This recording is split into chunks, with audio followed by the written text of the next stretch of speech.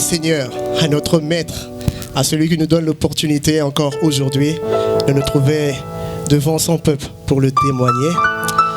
Avant toute chose, je voudrais que l'on lise ce passage pour que tout le monde, où qu'il soit, sache que le Seigneur est au contrôle. Nous sommes dans Ésaïe chapitre 41, au verset 10. La Bible dit: ne crains rien, car je suis avec toi. Ne promène pas de regard inquiet, car je suis ton Dieu. Je te fortifie, je viens à ton secours. Je te soutiens de ma droite triomphante. Voilà, une pensée de plus pour nous motiver à avoir foi en Dieu en ce moment, en cette période tumultueuse où on est en proie à tellement d'inquiétude. Le Seigneur est là. Ne promène pas le regard inquiet où que tu te trouves, parce qu'il y a un Dieu qui se laisse trouver. Et quand tu as l'assurance qu'il y a quelqu'un qui veille sur tes pas, tout ce que tu peux dire, c'est l'adorer. Tout ce que tu peux dire, c'est merci, que tu peux exprimer sous diverses manières. Ainsi, je t'invite, là où tu es, à chanter avec nous, à l'adorer et à le louer. Il est Dieu, il mérite toute forme d'adoration. Alléluia. Gloire te soit rendue, Seigneur, pour tout ce que tu fais, Seigneur. Gloire et louange à toi. Gloire et louange à celui qui nous a aimés le premier, celui qui nous a arrachés de la boue du péché et qui nous donne fièrement aujourd'hui de nous tenir devant vous. C'est un privilège made in Jesus, un privilège made in Yahweh. À lui soit la gloire, à lui soit la gloire. Gloire, louange, alléluia.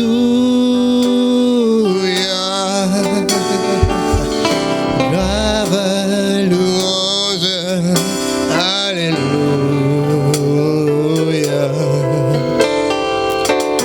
Gloire, louange, alléluia. Que tout soit pour Jésus.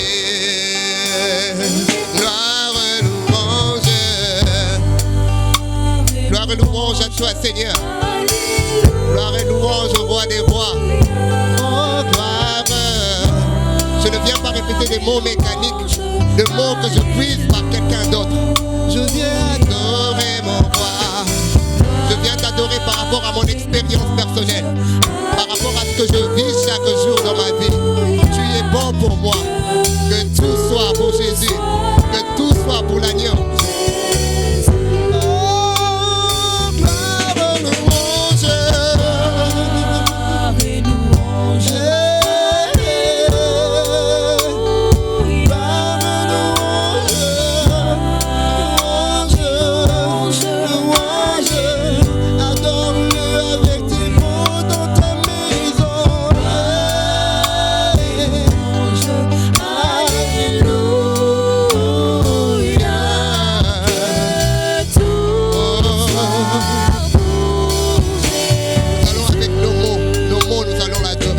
Commence à adorer Dieu où que tu es. Pense à ce qu'il a fait pendant cette période du coronavirus où tout le monde est en inquiétude. Bien aimé, tu n'as personnellement pas vécu cela, raison pour laquelle certains disent que la maladie n'existe pas. Il y a des gens qui ont expérimenté cela. Tu n'as rien donné à ce Dieu pour qu'aujourd'hui encore tu sois en vie. Tu n'as rien donné à ce Dieu pour que pendant 2 mois de confinement, tu ne manques de rien chez toi à la maison. Tu as de quoi manger, tu as de quoi te nourrir, te veut dire, il est Dieu. Moi je t'adore, Seigneur. Je t'adore et je lève ton nom. Seigneur, je veux que tu saches, toi qui sondes les reins, toi qui sondes les profondeurs de tout esprit, tu sais qu'au-dedans de moi je suis sincère. Ce n'est pas un privilège, ce n'est même pas un sujet d'honneur que je me présente devant de toi pour me pavaner, me targuer de quoi que ce soit. Je viens humilier parce que c'est toi qui nous donnes la vie. Gloire te soit rendue, Jésus, parce que tu m'as élevé, tu m'as pardonné et tu m'as fait du bien, tu m'as protégé. Alléluia. On continue à adorer le Seigneur.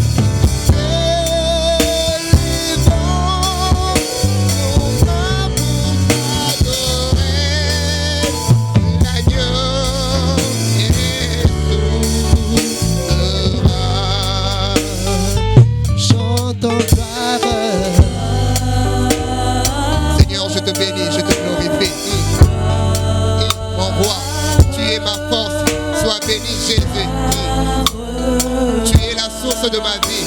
Tu es la raison pour laquelle je me tiens debout, Jésus. Quand tout porte à m'emmener dans le désespoir, quand tout porte à m'emmener à rentrer dans le monde, Jésus, tu viens me soutenir, tu viens te tenir ma main. Alors laisse que je lève ton nom.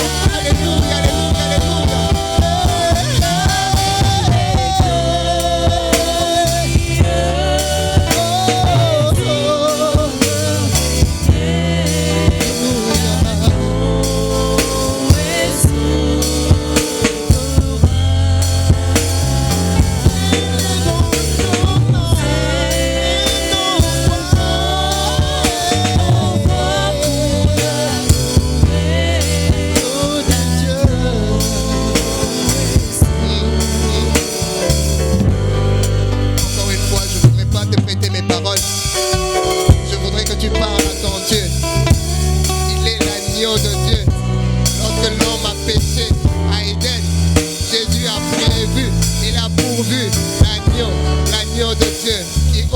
Du monde, il est Dieu.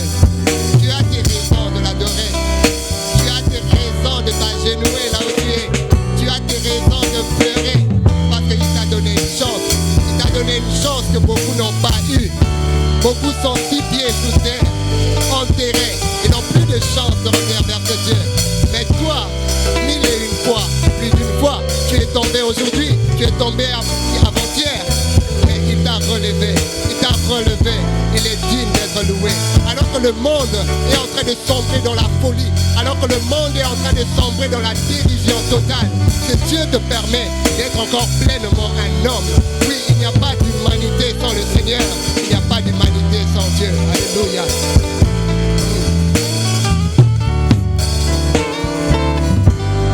Bien aimé, j'étais en train de dire qu'il n'y a pas d'humanité sans Dieu. Sans l'Esprit de Dieu, on vit chaque jour en homme animal. Sans l'Esprit de Dieu, on est emporté par notre instinct. Sans l'Esprit de Dieu, on a tendance à faire n'importe quoi. Raison pour laquelle je voudrais en ce moment te demander encore le soutien du Saint-Esprit. Qu'il vienne et que ta coupe déborde.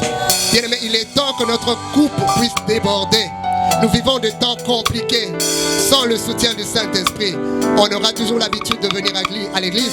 On aura l'habitude de prier. On aura l'habitude de bien chanter. On aura l'habitude de parler en langue. On aura l'habitude de pleurer, d'avoir des yeux larmoyants. Mais ça ne sera pas sincère. Ça sera mécanique. L'heure est venue où les saints doivent adorer le Seigneur en esprit, en vérité. Es-tu venu sous contrainte devant ton poste téléviseur? Es-tu venu sous contrainte parce qu'on sait qu'on a l'habitude, ou tu es vraiment venu témoigner le Seigneur? Va, demande. Après ce cantique, bien-aimé, je veux que tu demandes à ce que ta coupe déborde.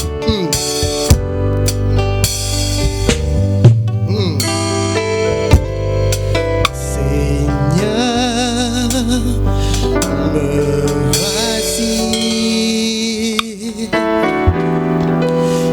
assoiffé de ta présence.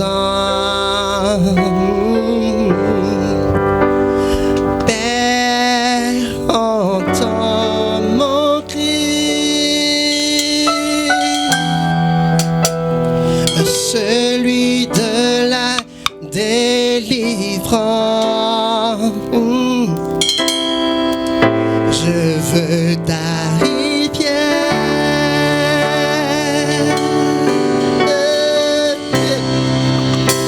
je veux ton amour,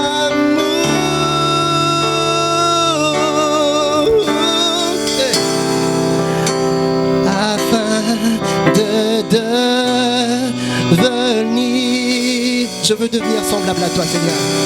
Semblable à toi, oh, que ma coupe Déborde, que mon cœur soit rempli, bien transformé. ma vie, oh, ma coupe déborde de joie et de l'esprit. Viens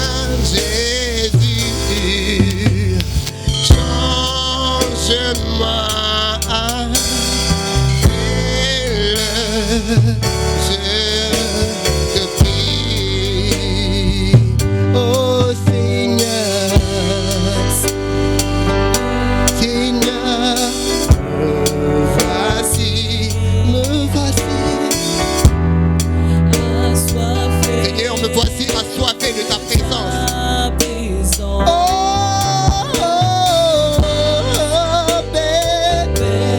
Père, entends mon cri. Je pleure, Seigneur, ne m'abandonne pas.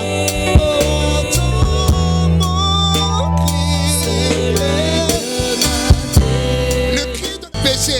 J'ai besoin d'être délivré de l'emprise de la chair. Oui, je viens à l'église, mais tout le temps la chair est en train de m'oppresser.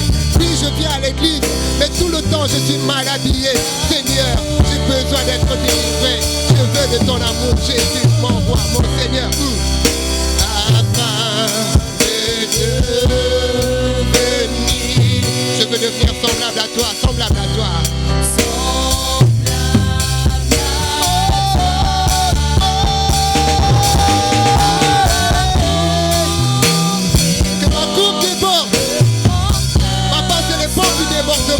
Remplis-moi jusqu'à ce que je déborde.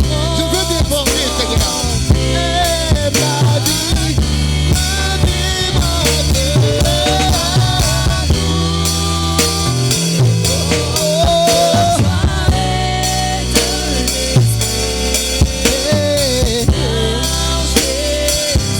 Viens Jésus, change-moi.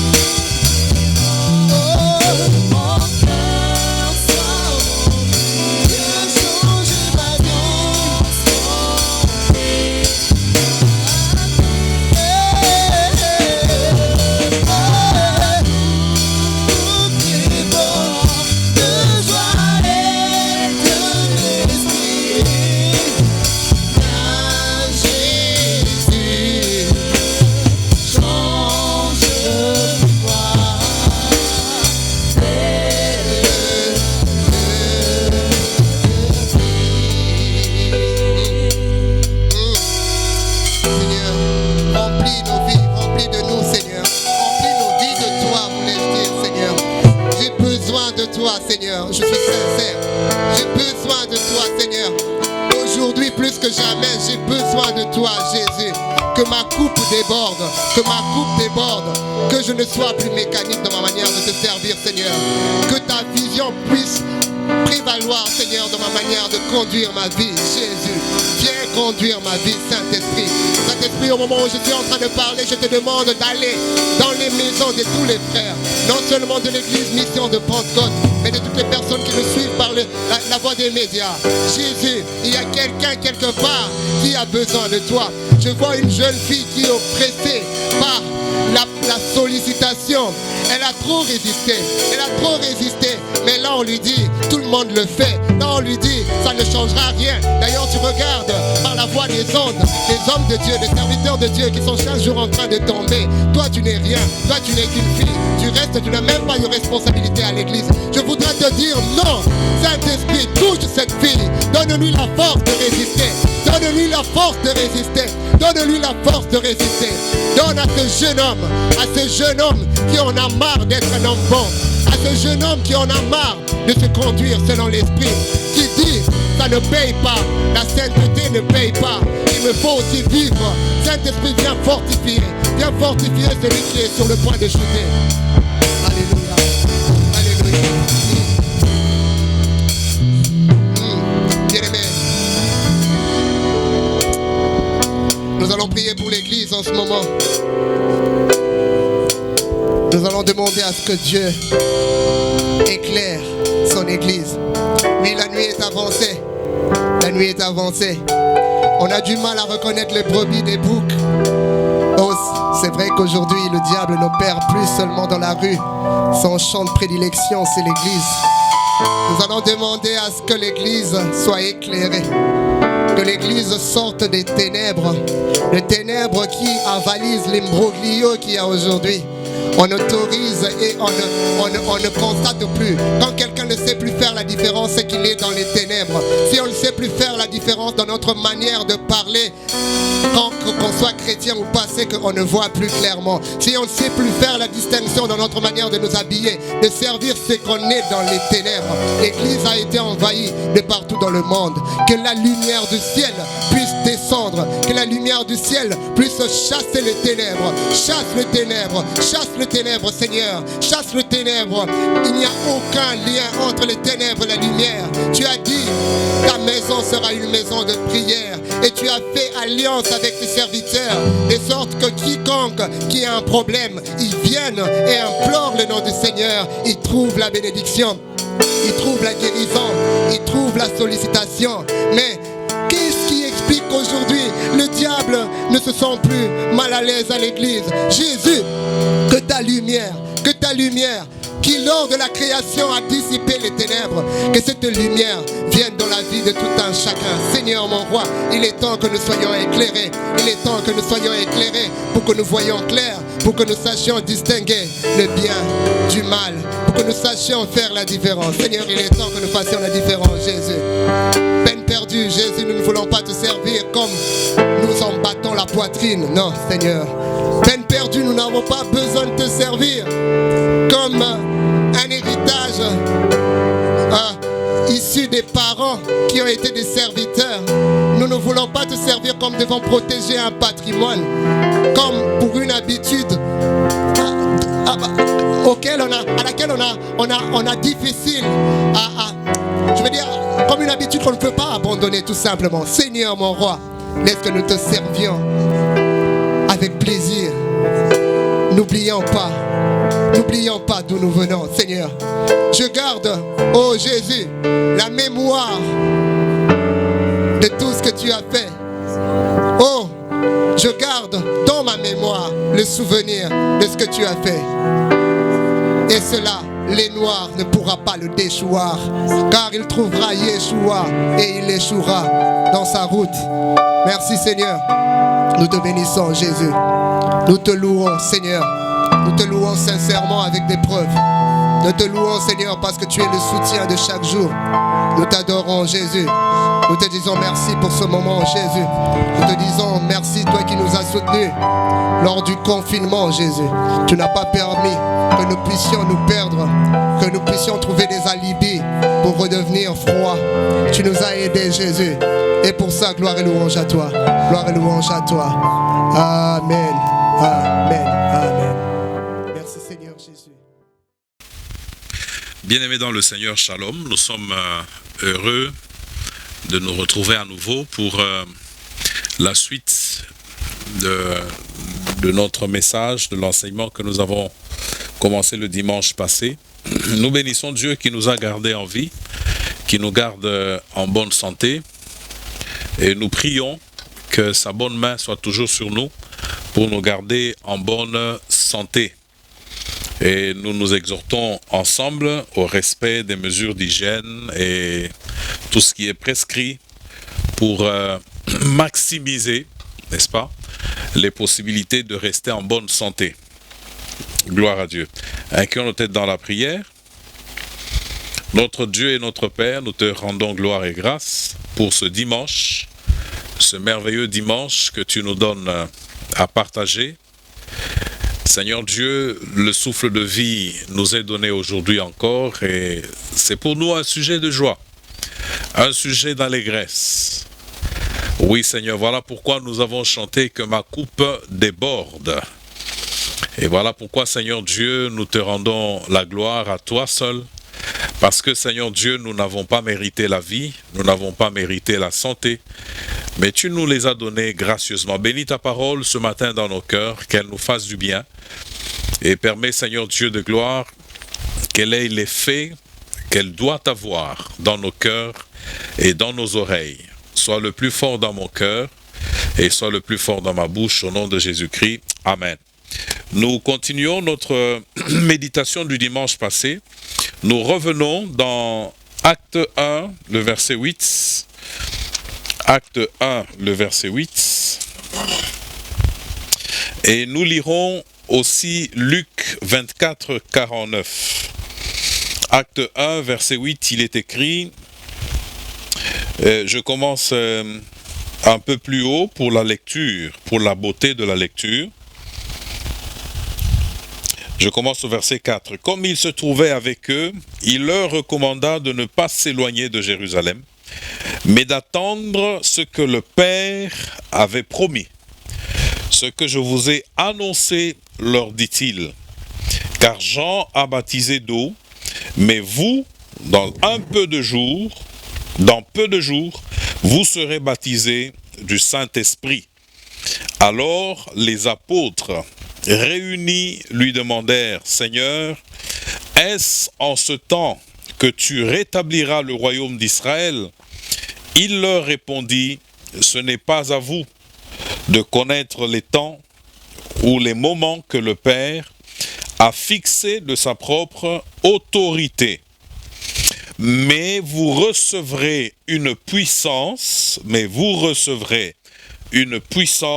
soulignez cela dans vos Bibles à la maison, le Saint-Esprit survenant sur vous, et vous serez mes témoins à Jérusalem, dans toute la Judée, dans la Samarie et jusqu'aux extrémités de la terre. Luc chapitre 24, le verset 49.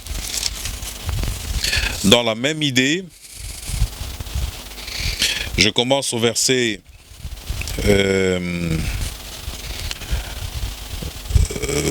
commençons à 44. Puis il leur dit, c'est là ce que je vous disais, lorsque j'étais encore avec vous, qu'il fallait que s'accomplisse tout ce qui est écrit de moi dans la loi, de Moïse, dans les prophètes et dans les psaumes.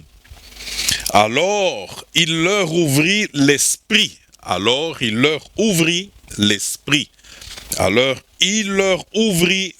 Nous devons prier, bien-aimés, pour que Dieu nous ouvre l'esprit afin que nous puissions comprendre les Écritures. Parce qu'assez souvent nous lisons les Écritures et l'esprit n'est pas ouvert et nous n'arrivons pas à comprendre les Écritures. Alors, et il leur dit, ainsi il est écrit que le Christ souffrirait et qu'il ressusciterait des morts le 3e jour, et que la repentance et le pardon des péchés seraient prêchés en son nom à toutes les nations, à commencer par Jérusalem. Vous êtes témoins de ces choses, et voici j'enverrai sur vous ce que mon Père a promis, mais vous, restez dans la ville jusqu'à ce que vous soyez revêtus de la puissance d'en haut. Jusqu'à ce que vous soyez revêtus de la puissance d'en haut. Eh bien, le Seigneur Jésus est en train d'annoncer à ses disciples qu'ils vont faire une expérience, et une expérience extraordinaire. Une expérience qui va changer le cours de leur vie, une expérience qui va changer leur façon de servir Dieu, une expérience qui va changer leur façon d'adorer le Seigneur, leur façon de comprendre les choses de Dieu. Et cette expérience, c'est le baptême dans le Saint-Esprit, c'est l'expérience de la Pentecôte. Il leur annonce, il leur dit, vous recevrez une puissance lorsque le Saint-Esprit surviendra sur vous. Dimanche passé déjà, nous avons commencé à dire certaines choses par rapport à ce thème. Nous finissions le message du dimanche passé en nous disant que lorsque le Saint-Esprit vient sur nous, il nous impacte, n'est-ce pas? Et il fait de nous des instruments puissants. Il commence par nous impacter et il fait de nous des instruments très puissants. Gloire à Dieu. Avant que je n'aille plus loin ce matin, j'aimerais commencer par nous dire une chose. Vous savez, la façon de présenter le message, la façon de présenter l'évangile, aujourd'hui, a biaisé et a modifié énormément de choses. Au fur et à mesure, nous avons fabriqué non pas des disciples, mais nous avons fabriqué des jouisseurs, n'est-ce pas, des chrétiens jouisseurs, n'est-ce pas, des chrétiens qui veulent les bénéfices, n'est-ce pas, de la marche avec Dieu, des chrétiens qui veulent les bénéfices d'être en connexion avec Dieu, quand les bénéfices que l'on a quand on est en connexion avec Dieu, mais des chrétiens qui ne sont pas disposés à être des disciples, des chrétiens qui ne sont pas disposés à payer le prix du discipolat, payer le prix du discipolat. Voilà pourquoi j'aimerais nous dire ce matin en commençant qu'il va falloir que Dieu nous aide. Pourquoi il est important, n'est-ce pas, que nous puissions nous éloigner d'une conception charnelle de la puissance de Dieu, n'est-ce pas? Une conception charnelle de la puissance d'en haut. Quand on parle de la puissance d'en haut, il est question de la puissance de Dieu, n'est-ce pas? Et assez souvent, lorsque nous parlons de la puissance, nous en parlons avec une conception plutôt charnelle, n'est-ce pas? Nous n'avons pas une optique spirituelle correcte, n'est-ce pas? On nous a fait voir et nous continuons à nous enseigner les uns et les autres que la puissance de Dieu, lorsqu'elle arrive, elle a d'abord pour but essentiel, je vais le résumer simplement, nous rendre heureux, nous permettre de jouir du bonheur, n'est-ce pas, alors que nous sommes sur la terre. Mais Dieu, c'est pas ça son objectif fondamental. Faire de nous des hommes et des femmes heureux ici sur la terre, jouissant des bénéfices de la main puissante de Dieu, de la puissance du Saint-Esprit qui agit dans nos vies.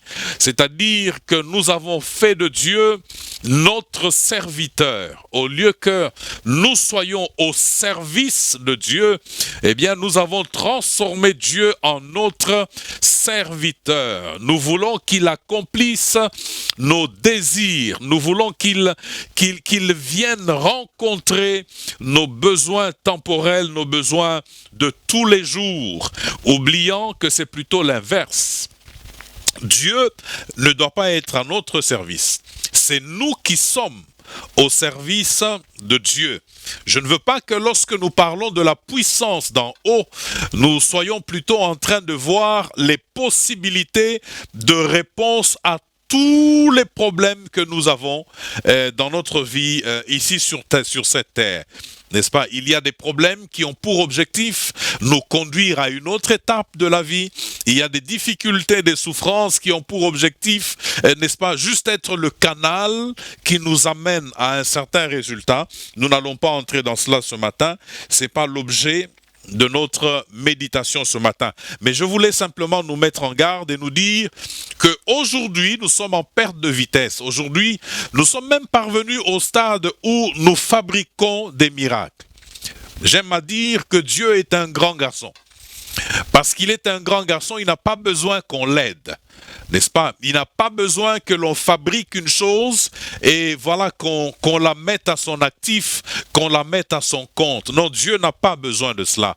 Il est en mesure tout seul d'opérer de grands miracles. Il est en mesure tout seul de déclencher, de manifester sa puissance à des niveaux inimaginables, sans que nous ne soyons obligés, mes frères et mes sœurs, de fabriquer des choses pour les mettre au compte de Dieu. N'est-ce pas? La Bible nous renseigne que nous sommes des disciples.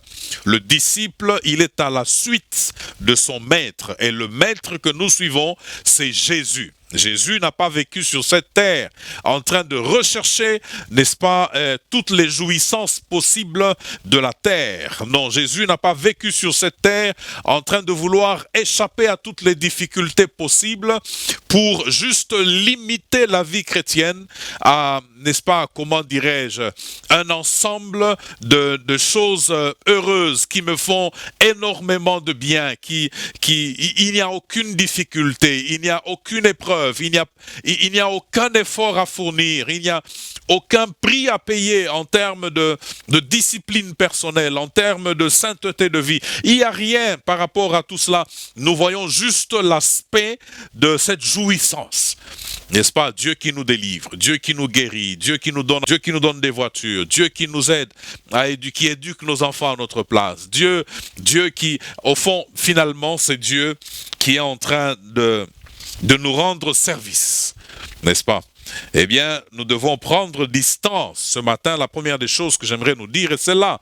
Prenons distance de cette façon charnelle d'envisager la puissance d'en haut. Lorsque nous parlons de la puissance d'en haut, c'est des réalités spirituelles, des réalités d'en haut. Ce ne sont pas des réalités terrestres, n'est-ce pas, que nous allons exprimer avec des mots terrestres, que nous allons exprimer avec un langage terrestre. Je viens là-bas. Gloire soit rendue au Seigneur. Alors, nous disons ceci, la pleine manifestation de cette puissance d'en haut, la pleine expression de cette puissance d'en haut va dépendre premièrement de notre foi, D'abord, notre foi. Vous savez, Dieu peut vouloir accomplir des choses extraordinaires au travers d'un homme. Mais si celui-ci est sans foi, eh bien Dieu est bloqué. N'est-ce pas? Dieu ne peut pas nous forcer à faire quelque chose alors que nous ne le voulons pas. N'est-ce pas? Marc 16 nous enseigne et dit « Voici les miracles qui accompagneront ceux qui auront cru. » Voici les miracles qui accompagneront ceux qui auront cru. Et lorsque vous regardez la liste, n'est-ce pas, de ces miracles qui accompagnent ceux qui croient, vous vous rendez compte que c'est tout simplement une expression, une manifestation de la puissance de Dieu. Marc 16, le verset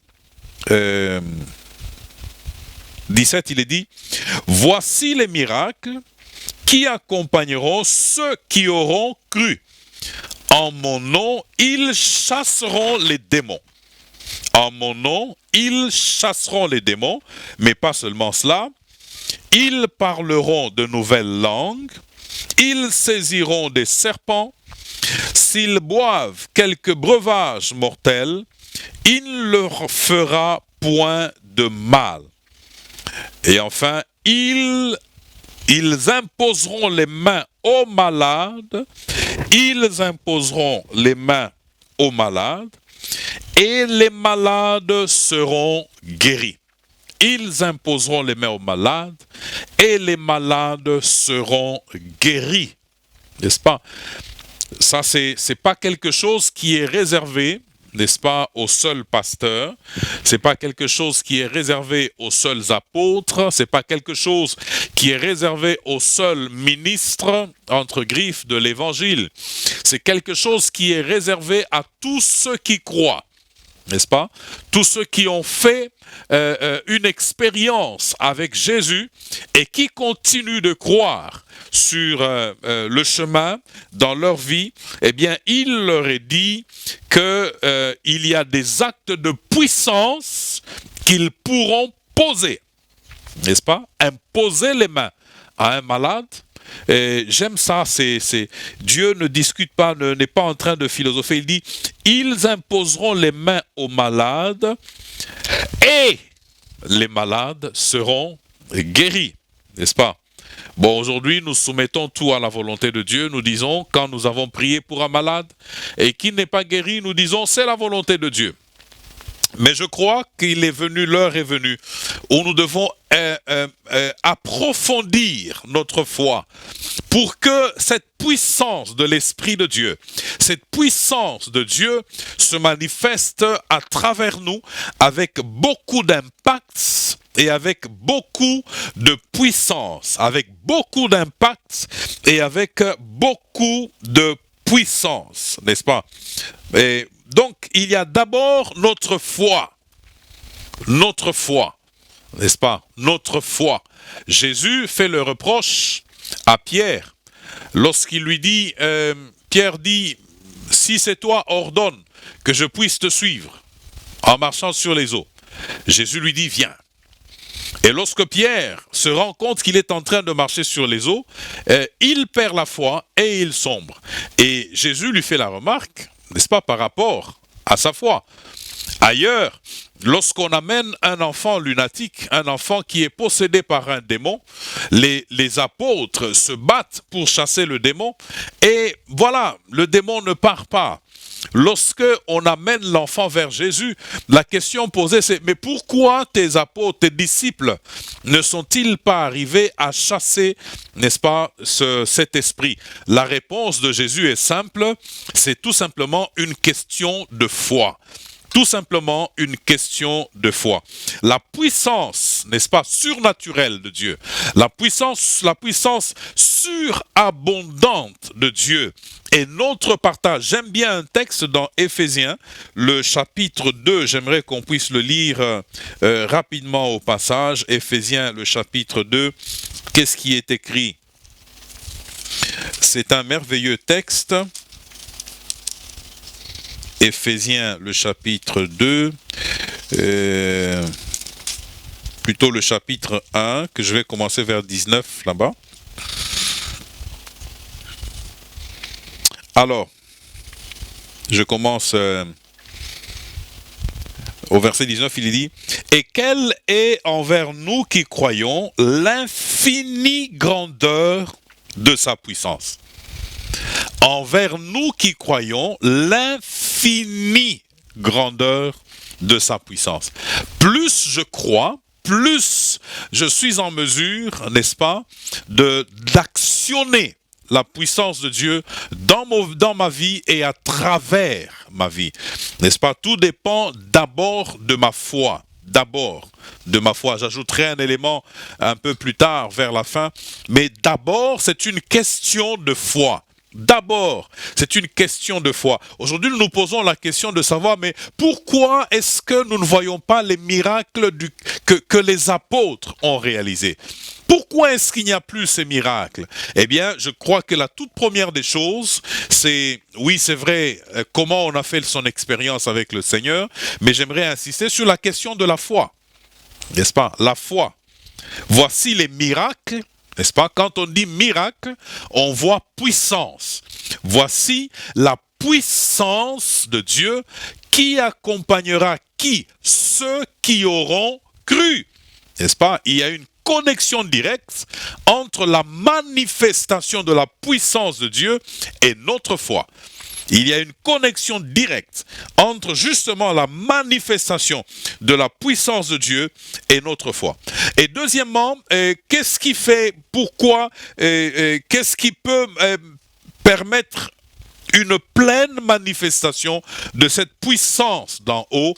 Eh bien, j'ajoute deuxièmement notre consécration. Notre consécration à Dieu, notre consécration au travail de Dieu. N'est-ce pas? J'ai commencé par dire une chose fondamentale. Dieu n'est pas à notre service.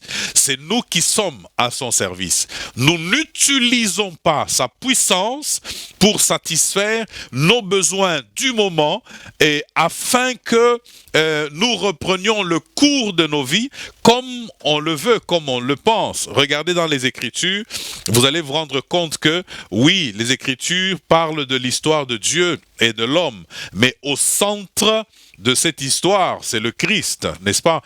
Tout ce que Dieu fait a pour centre fondamental le Christ, Jésus. N'est-ce pas? Tout ce que Dieu fait, c'est, il n'agit pas pour nous ramener sur nous-mêmes, nous reporter sur nous-mêmes. Non, non, non. Dieu n'agit pas dans ce sens-là. Lorsque on parle de la puissance d'en haut, nous devons comprendre qu'elle n'a pas pour but d'abord de nous maintenir sur la terre, faire de nous des chrétiens de la terre, faire de nous des hommes et des femmes dont la finalité c'est la terre. J'aimerais nous rappeler à tous ensemble que notre finalité ce n'est pas la terre. Notre finalité c'est l'éternité avec Dieu.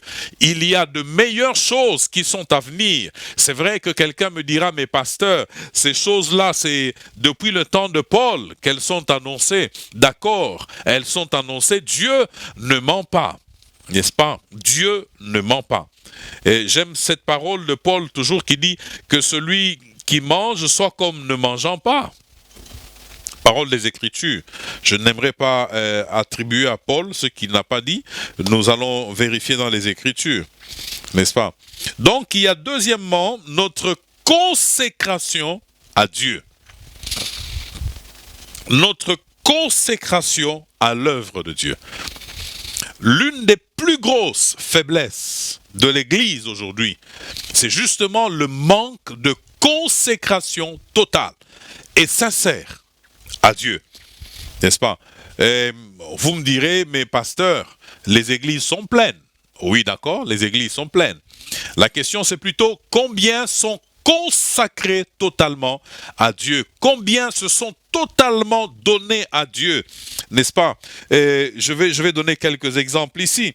Je donne par exemple l'exemple de Pierre et les autres disciples qui sont heureux d'avoir été battus pour Jésus, n'est-ce pas? Ils sont heureux. Pourquoi? On les a battus pour Jésus. Et pour eux, c'est un immense honneur. Ils peuvent dire, nous ne sommes pas dignes d'être battus pour Jésus. Vous comprenez, ça c'est, quand je médite sur ces choses, je sens mon esprit bouger en moi-même. N'est-ce pas? Est-ce que nous avons atteint ce niveau de consécration où nous pouvons dire comme l'apôtre Paul, écoutez les amis, si je vis, ce n'est plus moi qui vis, hein, n'est-ce pas? C'est Christ qui vit en moi. Et puis ailleurs il dit, écoutez, je ne fais aucun cas de ma vie comme si elle m'était précieuse, pourvu que j'accomplisse. Je ne fais aucun était précieuse. Waouh! Écoutez la consécration des premiers disciples. Écoutez la consécration des premiers chrétiens, n'est-ce pas? Je suis en train de penser à l'histoire de l'Église où on a raconté le martyre de ces chrétiens qui étaient dévorés par les bêtes sauvages, n'est-ce pas, dans les arènes, dans les stades. Ils étaient dévorés par les bêtes sauvages, ils étaient brûlés vifs, n'est-ce pas, malgré qu'ils étaient dévorés par les bêtes sauvages. Quelqu'un dit qu'il était surpris de constater la paix et la joie qui irradiaient, n'est-ce pas, du visage de ces chrétiens. La consécration à Dieu. Regardez, quand vous lisez tout le livre des Actes des Apôtres, vous allez vous rendre compte que tous les miracles, toutes les grandes choses qui sont faites, toutes les manifestations de la puissance de Dieu ont pour soubassement aussi la consécration des disciples. La consécration des disciples. J'aimerais insister sur cela, bien-aimés dans le Seigneur. N'est-ce pas? C'est un soubassement fondamental. La consécration des disciples. Ils étaient consacrés, n'est-ce pas? Ils ne faisaient aucun cas de leur vie. Ils ne regardaient pas leur vie comme quelque chose de spécialement précieux. Ils ne regardaient pas leur vie comme une chose pour laquelle ils devaient se battre et chercher à conserver à tout prix. Et absolument. Maintenant, je vous pose la question, et je me pose à moi-même la question, suis-je prêt à aller à cette dimension-là? C'est ça la question. Oh Seigneur, le Dieu des Actes des Apôtres, il n'est plus le même, il a changé. Le Dieu qui a manifesté sa toute-puissance à l'époque d'Élie, il n'est plus le même. C'est des histoires, c'est des mythes, c'est des choses qui ont été racontées. Non, le problème, c'est pas Dieu qui change. Dieu ne change pas. Ses promesses ne changent pas. C'est plutôt nous qui ne sommes plus toujours à la hauteur. C'est nous qui ne sommes plus à la hauteur. Dieu n'a pas changé, n'est-ce pas? Et aujourd'hui, quand on dit miracle, miracle est miracle pour nous. Mais miracle n'est pas miracle pour Dieu. Parce que ça fait partie de ce qu'il y a de plus banal pour lui, n'est-ce pas? Mais le problème, c'est notre consécration à l'œuvre de Dieu. Notre consécration aux choses de Dieu, n'est-ce pas? Et bon. voilà, qu'est-ce que nous allons dire? Il faut être équilibré, c'est-à-dire nous sommes encore sur la terre. Parce que nous sommes encore sur la terre, nous devons encore nous battre un peu pour les choses de la terre. Une façon de penser, une façon de voir. Mais regardez les disciples. C'est des hommes qui pouvaient dire comme Paul, je ne fais aucun cas de ma vie comme si elle m'était précieuse. Regardez le niveau de la façon dont Paul s'est donné à Dieu et il s'est donné aux choses de Dieu. La question intéressante que nous devons nous poser maintenant, c'est combien parmi nous sont prêts à s'inscrire dans ce modèle de vie? Combien parmi nous sont-ils prêts à s'inscrire sur ce modèle de vie? Bon, on dira, nous avons des responsabilités. Moi, le premier, je dirais, j'ai des enfants que je dois élever. L'autre dira, moi aussi j'ai des enfants. L'autre dira, non, mais quand même, je dois faire mes études. L'autre et l'autre et l'autre et l'autre et l'autre. In fine, au final, ce qui arrive, c'est quoi? C'est que la consécration qui caractérisait les premiers disciples n'est plus la même. N'est plus la même. Gloire au Seigneur. Donc, il est important, bien-aimés, que nous comprenions que la pleine manifestation de cette puissance tient beaucoup. Elle dépend de notre foi et elle dépend de notre consécration. Elle dépend de notre foi, elle dépend de notre consécration. Notre foi et notre consécration à Dieu. Ça, c'est vraiment fondamental. C'est vraiment fondamental.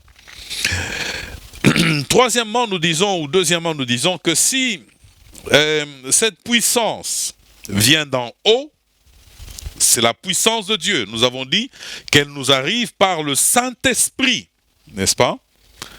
Elle nous arrive par le Saint-Esprit. Dieu est caractérisé par quoi? Dieu est caractérisé par sa sainteté. Dieu est caractérisé par son amour. Dieu est caractérisé par sa bonté. Dieu est caractérisé par ses compassions, n'est-ce pas? Dieu est caractérisé par sa tendance à aller vers les autres, à aller vers l'autre, n'est-ce pas? C'est dire que je ne peux pas dire que je suis le canal par lequel la puissance de Dieu se manifeste, alors que, n'est-ce pas, ce qui caractérise Dieu n'est pas mon partage, n'est-ce pas? Combien aujourd'hui on en voit certains parler de la puissance de Dieu et être remplis de haine, n'est-ce pas? Ils parlent de la puissance de Dieu pourtant, mais ils sont remplis de haine, ils n'ont aucune compassion, ils n'ont aucun amour, aucune bonté. N'est-ce pas? Pour que tu imposes les mains à un malade et que ce malade guérisse, le principe le plus simple, c'est que tu dois avoir de la compassion pour lui. Tu dois avoir de la compassion pour lui, n'est-ce pas? Ça doit être par amour que tu cherches à prier pour lui. Lorsque tu cherches à prier pour lui juste pour satisfaire, n'est-ce pas, ton ego, il est possible que ce malade-là ne reçoive pas la guérison. N'est-ce pas? C'est pour dire, mes frères, qu'aujourd'hui, nous devons revenir, n'est-ce pas, au principe de la parole de Dieu, revenir au principe des Écritures. Lorsque nous parlons de la puissance d'en haut, elle est liée, intimement liée au caractère de Dieu. C'est-à-dire sa sainteté, sa bonté, son amour, son équité, sa justice, n'est-ce pas? Je ne peux pas parler en langue et être totalement injuste. Je ne peux pas prier pour les malades qui guérissent et être totalement rempli de haine, totalement jaloux. Je ne peux pas dire que je suis le canal, n'est-ce pas, privilégié de Dieu par lequel la puissance de Dieu est en train de passer si je ne suis pas en mesure d'avoir de la compassion pour les autres. Ça, c'est une erreur, c'est un mensonge, c'est un énorme mensonge. On dit la puissance d'en haut. La puissance d'en haut. La puissance d'en haut. Parce que c'est la puissance d'en haut, c'est la puissance de Dieu. Et Dieu est donc caractérisé par ces choses-là. Je ne peux pas dire je ressuscite les morts, je guéris les malades et je n'ai aucune trace de sainteté dans ma vie. C'est pas possible ça, c'est pas possible. C'est pas possible, c'est pas possible. Même ceux qui sont dans le domaine de l'occultisme, ils ont une forme de, entre guillemets, de sainteté qui leur est propre. Il y a des interdits, n'est-ce pas? Il y a des choses qu'ils doivent respecter. Ceux qui sont dans les ténèbres, ils ont certains interdits. À combien plus forte raison, nous qui sommes dans la lumière, aujourd'hui, n'est-ce pas? Je ne peux pas prophétiser avec puissance, et puis juste après avoir prophétisé avec puissance, eh bien je me mets, n'est-ce pas, à dire beaucoup de mal de celui sur qui j'ai prophétisé. Il y a quand même quelque chose qui ne va pas, n'est-ce pas? Donc parce que c'est la puissance d'en haut, elle est de Dieu, elle est donc caractérisée, elle est colorée, n'est-ce pas? Elle a la couleur du caractère de Dieu. Elle a cette couleur-là du caractère de Dieu. La sainteté, la bonté, l'amour, la justice, la patience, n'est-ce pas? Elle doit être colorée de cette manière-là pour qu'elle soit de Dieu. Et puis, vous savez, la puissance d'en haut a pour objectif donner la vie, édifier. La puissance d'en haut, elle a pour objectif donner la vie, édifier. Il faut que lorsque Dieu t'a utilisé puissamment pour telle ou pour telle autre chose, que les bénéficiaires, n'est-ce pas, au-delà du don qu'ils ont vu, n'est-ce pas, reçoivent la vie de Dieu et qu'ils soient totalement édifiés. Totalement édifiés.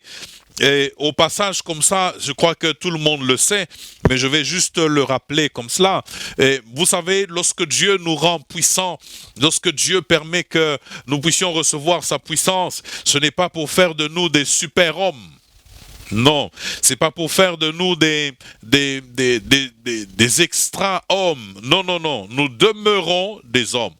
C'est ce que l'apôtre Jacques, n'est-ce pas, dit, n'est-ce pas, dans ses mots, quand il dit Élie était un homme de la même nature que nous, n'est-ce pas? Ce n'était pas un supra-homme, n'est-ce pas? Certains vont aller plus loin pour dire non, peut-être que Élie aussi péchait. Non, c'est pas ça qui veut être dit.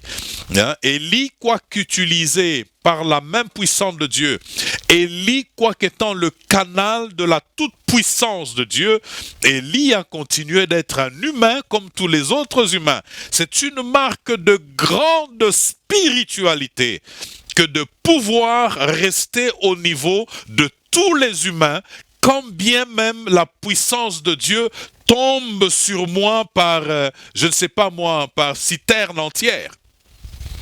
C'est une marque de très grande maturité et c'est une marque de très très grande spiritualité. N'est-ce pas? J'ai ressuscité, entre guillemets, un mort, mais je ne cherche pas à attirer l'attention de tout le monde sur moi. Je suis un humain comme tous les autres. Nous pouvons nous asseoir ensemble, manger notre morceau de pain ensemble. Cela ne fait pas de moi subitement un homme au-dessus de tous les autres hommes, un homme qui doit être vénéré, un homme qui doit être respecté, un homme devant qui l'on doit s'agenouiller. Ça, c'est une marque de la chair, c'est charnel. C'est totalement charnel. Voilà pourquoi je disais d'entrée de jeu que nous devons nous éloigner de toute conception charnelle de la puissance de Dieu. Nous éloigner de toute, n'est-ce pas, de la puissance de Dieu, n'est-ce pas? J'ai fait quelque chose. Au fond, c'est pas moi, c'est Dieu à travers moi qui a opéré quelque chose d'extraordinaire. Dieu, à travers moi, a opéré quelque chose d'extraordinaire. Bon, dans le fond, qui est élevé? C'est Dieu ou c'est moi? Parce que finalement, ce quelque chose d'extraordinaire qui est fait ne vient pas de moi. Ça vient de Dieu. Je suis juste le canal. par lequel ces choses sont en train de passer. Je n'ai donc pas besoin de me prévaloir ou de me placer au-dessus de tout le monde. Je n'ai donc pas besoin de chercher à attirer l'attention de tout le monde sur moi. Je n'ai pas besoin que tout le monde ait les regards fixés sur moi. C'est une marque de maturité et de spiritualité. Regardez lorsque vous voyez dans les actes des apôtres, partout où il y a de grands miracles qui sont opérés et que l'on vient, n'est-ce pas, pour glorifier spécialement un des disciples ou un des apôtres, n'est-ce pas, certains ont même déchiré leurs habits. Paul a déchiré ses habits. N'est-ce pas? Il a déchiré ses habits, c'est une marque de grande humiliation, il s'humilie, n'est-ce pas? Il s'humilie. Non, vous ne pouvez pas chercher à me donner la place qui n'est pas la mienne. N'est-ce pas? C'est Dieu qui opère au travers moi ou au travers mes mains. N'est-ce pas? Voilà, ce sont des choses qui aujourd'hui bloquent, empêchent la manifestation de la puissance de Dieu. Ça bloque. N'est-ce pas? Pourquoi? Parce que nous avons tendance à nous élever au-dessus de ce que Dieu fait au travers de nous. Nous voulons nous placer au-dessus de cela, de manière à ce que finalement, d'une manière ou d'une autre, la louange, au lieu d'aller vers Dieu, la louange nous revienne. Et ça, c'est une erreur. Dieu ne partage pas sa gloire, mes frères, mes sœurs. Dieu ne partage pas sa gloire. Et retenez cela, mes frères, retenez cela. Retenez cela, mes sœurs, retenez cela. N'est-ce pas? Et Dieu ne donne pas à un autre homme de dominer sur les hommes. Non. N'est-ce pas? Et voilà, ça c'est un autre domaine. On en discutera beaucoup plus tard. Beaucoup plus tard. Gloire soit rendue à Dieu. Regardez donc que Dieu ne veut pas partager sa gloire et nous devons nous dire ensemble que Dieu il est le dépositaire de sa puissance, n'est-ce pas? Il permet que cette puissance soit notre partage, que cette puissance soit dans nos vies, n'est-ce pas? Même si de manière permanente, cette puissance est dans nos vies et qu'elle peut travailler au travers de nous, faisant presque, comme on dirait, un ministère, n'est-ce pas? Cela ne veut pas dire que nous sommes au-dessus de tout le monde. Cela ne veut pas dire que nous sommes subitement spéciaux. J'aime cette parole de l'apôtre Pierre qui dit, il parle de ceux qui ont reçu une foi du même prix que la leur, n'est-ce pas? Notre foi en Christ a le même prix. Il n'y a pas une foi qui coûte plus cher que les autres, non. La foi là, elle a le même prix. Et le prix, c'est l'œuvre que Christ a accomplie à la croix, n'est-ce pas? Quand Christ est mort à la croix, il est mort à la croix pour nous tous bien-aimés dans le Seigneur, n'est-ce pas? Et troisièmement, j'aimerais dire que cette puissance se manifeste aussi dans notre contexte naturel, n'est-ce pas? Le contexte naturel de notre vie. Qu'est-ce que tu veux dire par là, pasteur? Je précise, nous vivons dans un contexte d'adversité, d'inimitié. 1 Jean 5, le verset 19 nous dit que le monde entier, il est sous la puissance du malin. N'est-ce pas? Le monde est sous la puissance du malin.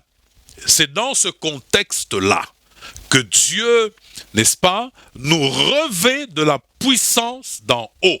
Nous vivons dans un monde qui est sous la puissance du diable. Et il nous revêt de la puissance d'en haut pour que nous puissions confronter la puissance du diable. N'est-ce pas? 2 Corinthiens 4, le verset 4 de l'apôtre Paul, et c'est l'apôtre Paul qui est en train de nous enseigner que le Dieu de ce siècle, n'est-ce pas? Il est ainsi appelé dans les Écritures. 2 Corinthiens 4, 4, j'aimerais que nous puissions quand même jeter un œil là-bas. 2 Corinthiens 4, 4, Je commence au 3e verset. Si notre évangile est encore voilé, il est voilé pour ceux qui périssent, pour les incrédules dont le Dieu de ce siècle, Satan, a aveuglé l'intelligence, afin qu'ils ne vissent pas briller la splendeur de l'évangile de la gloire de Christ, qui est l'image de Dieu. N'est-ce pas? Retenez cela. Lisons quand même 1 Jean 5, le verset 19. Nous sommes en train d'aller petit à petit vers la conclusion. 1 Jean 5, le verset 19, il est dit: nous savons que nous sommes de Dieu et que le monde entier est sous la puissance du malin. Voilà le contexte naturel dans lequel nous sommes appelés à vivre notre foi, n'est-ce pas? Le monde entier, il est sous la puissance du malin. C'est dans ce contexte que nous sommes revêtus de la puissance d'en haut, n'est-ce pas? En opposition à la puissance d'en bas, qui est la puissance du malin, n'est-ce pas? La puissance du diable. C'est dans ce contexte que nous devons manifester notre victoire en Jésus-Christ. C'est dans ce contexte que, n'est-ce pas, nous devons faire éclater la gloire et la puissance de Dieu à travers notre vie. Regardez Daniel. Aujourd'hui, tout le monde pleure. Quand on dit occulte, tout le monde est en train de pleurer. C'est un occulte. Je ne peux pas rester à côté de lui. Je ne peux pas vivre avec lui. Mais Daniel, il a vécu au milieu des sorciers. Il a vécu au milieu des occultes. N'est-ce pas? La puissance des occultes n'a pas fait que Daniel soit anéanti. Daniel n'a pas été ensorcelé par la sorcellerie des gens qui l'entouraient. N'est-ce pas? Parce que lui, il avait une puissance supérieure.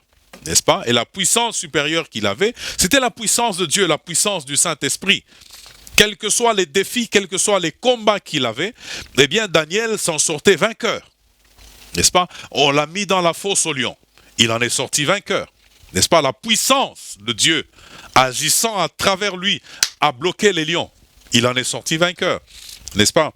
Et il y a beaucoup de choses. Ses compagnons ont été jetés dans la fournaise, mais le feu ne les a pas atteints. C'est la puissance d'en haut. N'est-ce pas? C'est cette puissance d'en haut. Regardez donc et comprenez que nous vivons notre vie chrétienne. Dieu n'a pas caché. Dieu ne nous ment pas, il ne nous trompe pas, il nous dit la vérité. Il dit que vous vivez, n'est-ce pas, dans un environnement qui est totalement dirigé, qui est totalement conduit par le diable. C'est lui-même qui dit ça, 1 Jean 5, 19, n'est-ce pas? Et nous nous rendons compte que le diable est en train de travailler activement à aveugler les hommes pour les empêcher de voir Jésus. Ça, c'est Paul qui le dit dans 2 Corinthiens 4, 4. Satan travaille activement à rendre les gens encore plus incrédules pour qu'ils ne voient pas briller la splendeur de l'évangile de Jésus, pour qu'ils ne voient pas Jésus, vous ne pouvez pas vous imaginer, pour ceux qui ont pu l'entendre, vous ne pouvez pas vous imaginer, c'est vrai, que dans les églises, il y a eu des travers, il y a eu des torts, mais essayez de vous représenter la haine que l'on a entendu dans les propos des uns et des autres contre l'Église, contre les églises. Essayez de vous imaginer la haine des gens contre les pasteurs. Là, je me disais, ça c'est l'enfer qui est en train de parler. C'est vrai qu'il y a eu des gaffes, c'est vrai qu'il y a eu des dégâts, mais ce n'est pas pour autant qu'on va manifester une haine viscérale. Viscérale, excusez-moi. Peut-être la complexité du mot, une haine qui vient du fond du cœur contre l'Église, n'est-ce pas, contre les serviteurs de Dieu. Pourquoi? Parce que Satan est en train de faire ces choses dans les cœurs. C'est dans ce contexte-là que, bien-aimés dans le Seigneur, notre part doit être de faire confiance à Dieu et de lui rester totalement disponible. Totalement disponible. Dieu nous a promis la puissance d'en haut. Dieu veut que cette puissance soit notre partage tous les jours de notre vie. Souvenez-vous que j'ai dit lors d'un de mes messages que le royaume de Dieu consiste en puissance et non pas en parole. En puissance. Le royaume de Dieu, c'est de la puissance. Et nous sommes appelés à exprimer, à manifester cette puissance spirituelle partout où nous passons. Partout où nous sommes, nous devons exprimer, manifester cette puissance spirituelle. Nous n'avons pas beaucoup de temps pour nous étendre dans beaucoup de cas, mais pour ce matin, j'aimerais simplement que nous puissions nous souvenir que Dieu nous a donné sa puissance. Il a dit, vous recevrez une puissance, le Saint-Esprit survenant sur vous. Et c'est la recherche la plus importante de chaque enfant de Dieu, le Saint-Esprit. Cela doit être la recherche la plus importante. Je vais conclure sur cela. La recherche la plus importante que vous devez faire, que nous devons faire en tant qu'enfants de Dieu, c'est la communion, la plénitude, le revêtement de la puissance du Saint-Esprit tous les jours de notre vie. Inclinons nos têtes ensemble dans la prière un instant. Priez le Seigneur là que vous êtes. Vous avez écouté la parole de Dieu. Priez que la parole que vous avez entendue vous impacte et non pas juste une information. La parole de Dieu ne vient pas juste pour vous informer, mais la parole de Dieu vient pour créer en vous la foi et vous permettre d'expérimenter les choses dont nous sommes en train de parler. Alléluia. Dieu notre Père, je viens te recommander chacun qui a écouté ta parole, chacun qui a reçu cette parole. Ce que tu veux, Seigneur Dieu, ce n'est pas, Seigneur Dieu, beaucoup de théories, beaucoup de connaissances, Seigneur Dieu, sans vie et sans expérience. Ce que tu veux, c'est de nous conduire à l'expérience. Je prie, Seigneur Dieu, pour les nouveaux Paul de ces temps-ci, Seigneur Dieu. Je prie, oh Dieu, pour les nouveaux Élie de cette époque. Je prie, Seigneur Dieu, pour les nouveaux Élisée, les Élisées de cette époque, Seigneur Dieu de gloire, qui feront la différence, qui relèveront, Seigneur Dieu de gloire, le manteau et qui porteront, ô Seigneur, les couleurs de l'Église et les couleurs du chef de l'Église, Jésus. Seigneur, suscite ces hommes, suscite-nous, Seigneur, suscite ces femmes. Seigneur Dieu, remplis de ton esprit, revêtus de ta puissance, qui vont aller de lieu en lieu, Seigneur Dieu. Comme le Christ lui-même allait, Seigneur Dieu, oint d'esprit et de puissance, il allait de lieu en lieu, faisant du bien et guérissant tous ceux qui étaient sous l'empire du malin. Permets, Seigneur Dieu, qu'une génération nouvelle se lève, qu'une génération nouvelle, Seigneur Dieu, relève, Seigneur Dieu, le manteau de ta puissance dans ce monde, hostile dans ce monde, Seigneur Dieu, que Satan est en train de gérer. Bénis chacun qui a reçu ta parole ce matin. Guéris les malades. Souviens-toi de ceux qui sont en difficulté. Donne ta paix, donne la joie de vivre, Seigneur Dieu. Pourvois aux besoins et souviens-toi de notre pays au nom de Jésus-Christ. Amen.